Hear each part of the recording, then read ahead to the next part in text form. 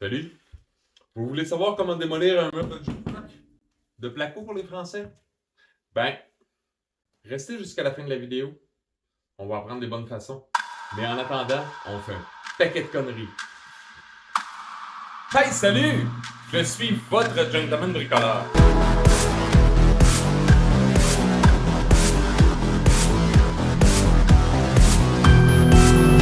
Donnez un bon coup de pied.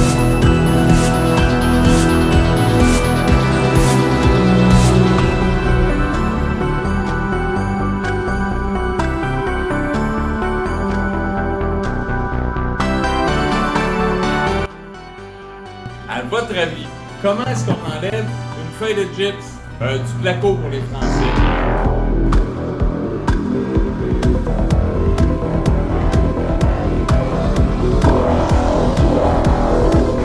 Bon, c'est correct. Le marteau, c'est pas terrible. J'ai une autre technique.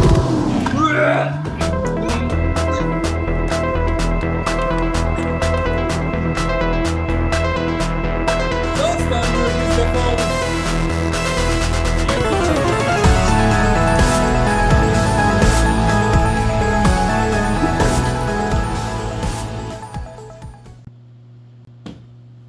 Le fameux mur de gyps. Comment on le démolit? Ben, vous l'avez vu, il y a plein de techniques possibles. Honnêtement, ma préférée, c'est de donner un bon coup de pied. Donc, ce que j'ai fait, j'ai donné 2 bons coups de pied dans le mur. Et là, avec une barre à clous, ça s'enlève super bien, comme je vous ai expliqué l'autre fois, en gros morceaux.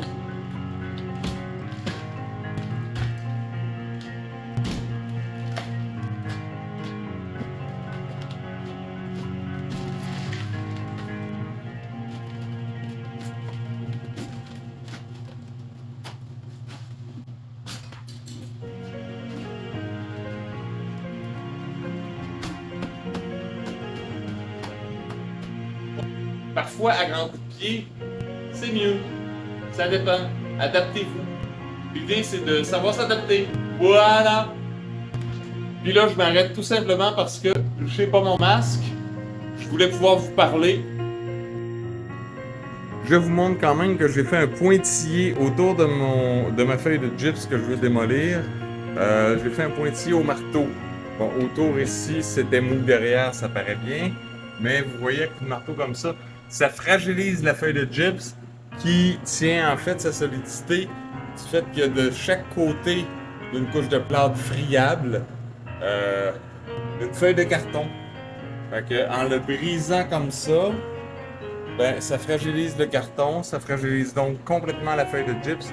Et quand je vais tirer dessus, je peux peut-être montrer un petit coup ici, là, caméra à la main, même si c'est instable. J'arrive à bien arracher facilement, normalement, de bons morceaux. Bon, juste parce que... Ah, voilà. J'allais dire que juste parce que je vous le montre, ça marche pas. Mais vous voyez, j'arrache des bons morceaux. Puis ça, c'est une belle façon de démolir. Parce que c'est rapide, c'est efficace. Parfois, le pied est aussi plus efficace que le marteau, mais le pied, on peut pas l'envoyer au-dessus de la tête. Hein?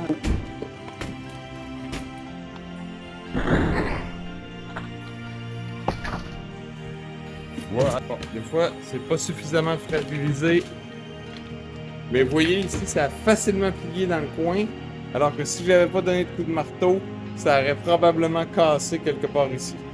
Donc, ça valait la peine de faire mon pointillé. Vous voyez l'effet que ça donne. Voilà.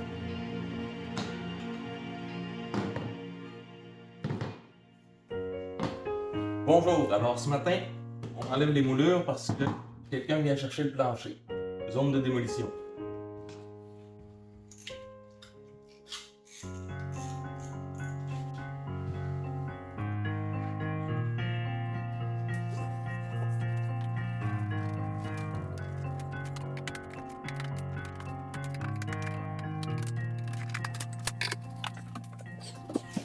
OK.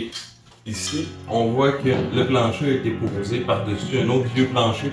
Il y a la moulure qui est là, qu'on ne peut pas enlever parce que le plancher accote dessus. mais elle n'empêche pas d'enlever le plancher. Le but étant d'enlever le plancher en premier. Pas besoin de rien briser. On va enlever juste les corderons qui ont été mis pour le plancher flottant. Alors ici, je suis sur la récupération du placo. Déjà, ici, j'ai déjà enlevé les moulures dans le bas. Fait que ce que j'ai fait, c'est que j'ai donné un coup de couteau ici parce que je sais que les panneaux ont été posés à l'horizontale. Donc, comment j'ai trouvé les vis?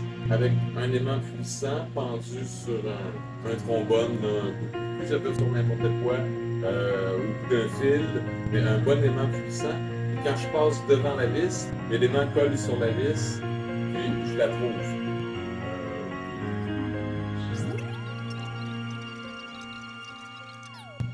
Comme là, je le fais chez moi pour moi-même, ben ça vaut vraiment la peine, je récupère. Ici, pour me faciliter la vie, étant donné que j'ai un lustre ici en haut, j'ai une prise ici en bas, ben j'ai coupé verticalement.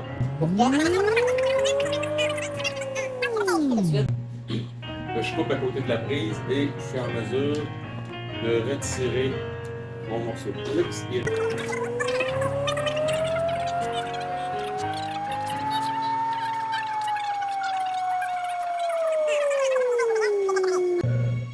Mais voilà, c'est ce que j'avais à dire au sujet de l'économie.